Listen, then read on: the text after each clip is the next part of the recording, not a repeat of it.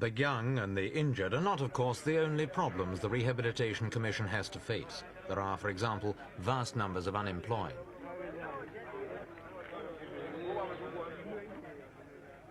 Many of them are Igbos who left well-paid jobs in other parts of the Federation. The situation's been made worse by the evident unwillingness of the neighbouring southeastern and rivers states to accept Igbos in responsible positions. Both areas were originally claimed by the Igbos as part of Biafran territory.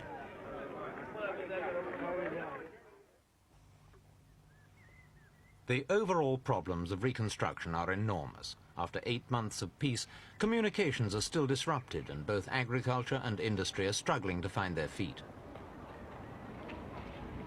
Fortunately, the one thing the Igbos of East Central State don't lack is brains.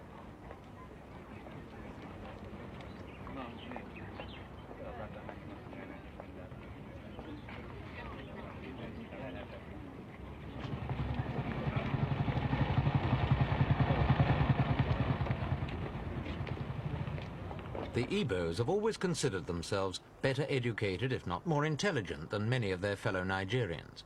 Whether true or not, the claim is now a useful spur to the Igbos to overcome the disruption caused by the war. Many school buildings were wrecked or severely damaged in federal air attacks, and classes are still being held in the open air.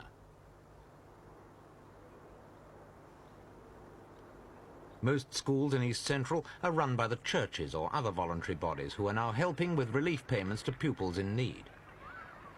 Under normal circumstances, however, schooling has to be paid for, and many parents would like to see the state's temporary control over the schools made permanent.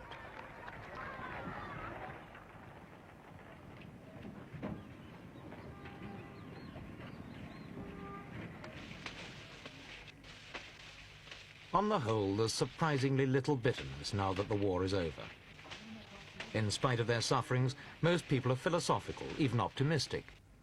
Having fought and lost the struggle for national identity, the Igbos have no alternative but to face the future as Nigerians and to do the best they can to forget the past. Okay.